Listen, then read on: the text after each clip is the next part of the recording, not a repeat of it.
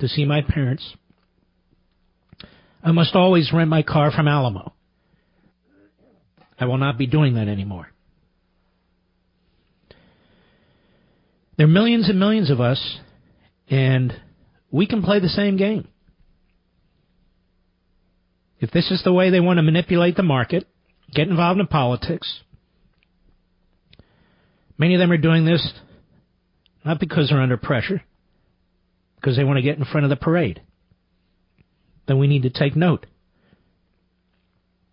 Washington Post, 4 major companies: Enterprise Holdings, First National Bank of Omaha, cybersecurity giant Symantec, an insurance company, Chubb Limited, have ended or will soon end co-branding partnerships with the NRA. Now, we have My ID Care, right, Mr. Producer? Which is a wonderful, wonderful sponsor, a new sponsor of our program. We came together because I wanted the very best in the class. And I'm glad I did, knowing now what Symantec is doing. Enterprise is the parent company of 3 rental car brands: Enterprise, Alamo, and National. The arrangement that offered discounts to NRA members was discontinued yesterday.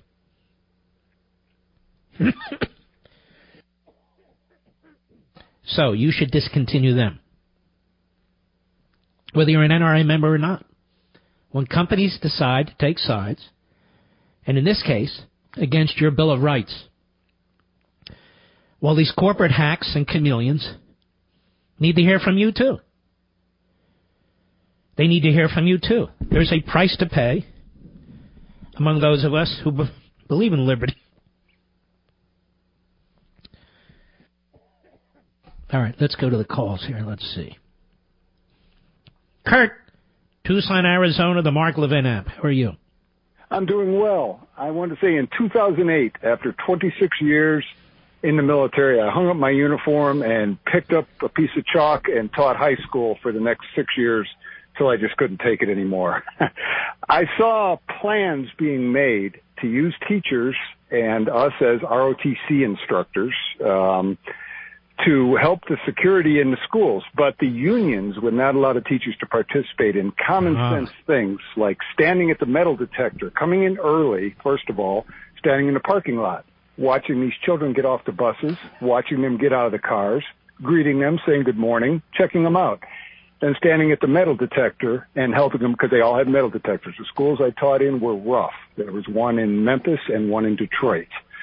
But the teachers were not going to be ordered by the administrators to do it. So it was the administrators, the teachers that wanted to, and the ROTC instructors, who, of course, we were there for everything because the program motivates young people. What about the NEA? What did the teachers union do? They told, no, the teachers are only there to teach class. The teachers, there was another thing, is whenever the classes rotated, we would get up from the desks and stand in the hallway, watch the students as they passed from one class to another. But no, they want to sit there. Some of the teachers, now I knew some great teachers, but there were the younger ones who were being indoctrinated fresh out of college. No, that's when they were going to check their emails and take a bite of their lunch.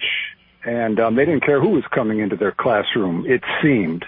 Once again, I don't want to sound negative towards all teachers, but that was my experience. And it was the union saying, no, you cannot order our union members to stand in the hallway or come in early to watch their students arrive. So I don't know if there's a solution for that, or I'm sure the unions are gearing up to put up the good Sure, there's a solution. Then go around the teachers and hire other people. Thank you. And that was my next thought. I've spent a lot of time looking at security. Some of them we see at banks. Some of them we see. One of the first things I went for when I retired from the military is I thought I would get a job in security, but the pay is miserable, next to nothing. I thought for sure armored car drivers must make good money, and they said no, minimum wage. So there's a lot of talk that we hear from everyone about retired police officers, retired military. But sure, we're getting retirement checks, but we gave up 26 years of our life where we... I don't even care. The fact is, if you are qualified and we can use you, what do I care if you have another check? Well, that's true, but the pay, no one's offering the pay, and they're getting... Well, nobody's hiring enough of you guys in the first place. So first, the debate isn't the pay. The debate is, can we do it? Sure. I'd be in a heartbeat. I was just telling my wife, if they come up with a program, I'm going to look into it again, because right now, I went from teaching school to driving truck, because driving truck pays more money. Mm-hmm. But that's not where I want to be. I miss my students. I miss being in contact. I have a lot to offer. I'm trained. I could offer a lot, but I've got to get paid. I gave up making money my whole career. You should get paid as much as a teacher. What's wrong with that? All right, Kurt. You take care of yourself. Thank you. Aaron, Chico, California, on the Mark Levin app. How are you? Mark, good. Thanks for taking my call. You bet. Basically, I wanted to talk about a potential solution to school safety that I've seen that works. It's a program that my father implemented in a town as a vice principal. And basically what he did is he pulled around high school students basically throughout the nation, and he found out that high schools do not have really comprehensive discipline programs. And what he did is he implemented one, a very strict one, that basically had 9 steps to it. And the kids had 9 chances to turn their behavior around. And what his program did is it took the discipline away from the teachers, and they loved that, and it put it squarely on the vice principal, who's in charge of discipline. So in short, basically, if a kid didn't bring their pencil to class, he was on step 1. So he took very detailed statistical analysis. I don't have a problem with any of this, but we're talking about now people, not about pencils. We're talking about people. This kid was expelled, as I understand it, and he came back to the school and killed people. This is the point, and this is how my father identified those people, what turned out to be about 1.5% of that population. So essentially 98% of these kids are great kids. So step 9, when the kid reached to step 9, he had exhibited antisocial behavior, and he was expelled. So this kid in Florida that was expelled, I guarantee you that vice principal knew it. So the point being is that if there's a step that goes a step further than my father's plan, it's, let's say, an expulsion, that kid's name gets turned to the police just for further investigation. I think this is a great idea, but here's the problem. They had a better system. Citizens were calling the FBI. Citizens were calling the local sheriff's office. They didn't need to identify anything. They knew they had a problem with this guy. And essentially nothing effective was done about it. So we're way ahead of this. In other words, that's fine if you need to put something in place to try and identify. This guy was identified in 25 different ways. I agree. So what if we put a system in place where it's official? So every school system, when a kid gets expelled... All right, stop. I'm not in favor of putting in every school system whatever you or I think works. I can give my opinion, but these school systems are going to have to wake up.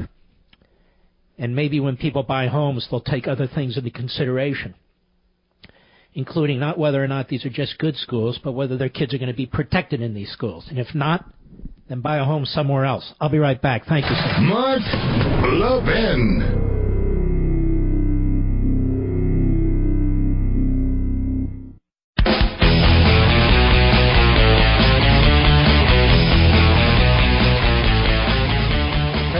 Good speech today. I don't agree with all of it.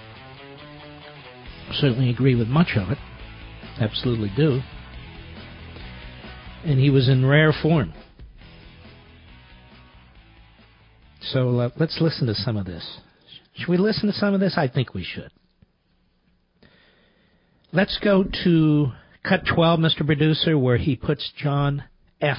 student Kerry in his place on the Iran deal. Go ahead. We declined to certify the terrible one-sided Iran nuclear deal. That was a horrible deal. Who ever heard you give $150 billion to a nation that has no respect for you whatsoever? They're saying death to America while they're signing the agreement. if somebody said death to America while I'm signing an agreement and I'm president, I immediately say, what's going on here, folks? I'm not signing. What's going on? They just kept going. Kerry may be the worst negotiator I've ever seen. How about this guy? And Obama, of course, he's the one. But how about $1.8 billion in cash? Did you ever see what, like $1 million in $100 bills? A lot of people do it as a promotion. It's a lot. It's big. It's like big. Now take that. Let me just stop here. This is why people who love Donald Trump love Donald Trump.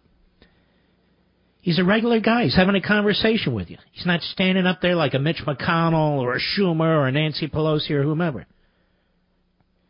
He's conversational. And he's hilarious in a good way. And he knows how to unravel what bad people have done to this country. He just does. He's good at it. Go ahead. $1 billion in cash. $1.8 billion. For what? For what? Why did we do this? Why did we do it? Anyway, we didn't certify, and lots of interesting things are happening with that whole mess. But we have to treat people that treat us well, we treat them well. People that treat us badly, we treat them much worse than they could ever imagine. That's the way it has to be. Great. Cut 2. Go ahead. Why do we protect our airports and our banks, our government buildings, but not our schools?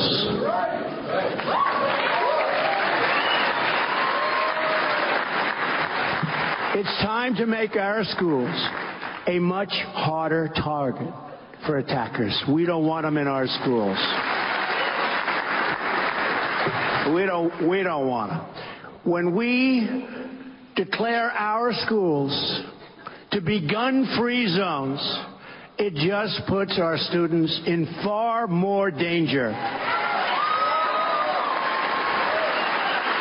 Far more danger. Well-trained, gun-adept teachers and coaches and people that work in those buildings, people that were in the Marines for 20 years and retired, people in the Army, the Navy, the Air Force, the Coast Guard, people that are adept with weaponry and with guns. They teach. I mean, I don't want to have 100 guards standing with rifles all over the school. You do a concealed carry permit. Cut 3, sir. Go. You know the 5 great soldiers from 4 years ago. 3 of them were world-class marksmen. They were in a military base in a gun-free zone. They were asked to check their guns quite far away. And a maniac walked in, guns blazing, killed all 5 of them. He wouldn't have had a chance if these world-class marksmen had, on a military base, access to their guns. And I'm going to look at that whole policy on military bases. If we can't have... All 5 were killed. All 5. The guy wouldn't have had a chance. But we're going to look at that whole military base gun-free zone. If we can't have our military holding guns, it's pretty bad. Aren't you glad you elected this man and defeated Hillary Clinton? I do not understand these never-Trumpers right to the end. I really don't. Many of them are rhinos. Many of them work for rhinos. Quite frankly, many of them worked for one or both of the Bushes in the past. And they have a vendetta. They put their personal reputations on the line, and now they look buffoonish. Absolutely buffoonish. Cut 10, please. Go. People get complacent. It's a natural instinct. You just won, and now you're happy and you're complacent. Don't be complacent. Okay, don't be complacent. Because if they get in, they will repeal your tax cuts. They will put judges in that you wouldn't believe. They'll take away your Second Amendment, which we will never allow to happen. They'll take away your Second Amendment. Now, you may think that's hyperbole. I do not. I believe that's the goal, by 1,000 cuts. No question in my mind about it. When you look at the frenzied attack on the Second Amendment and the passing acknowledgement that what took place in Florida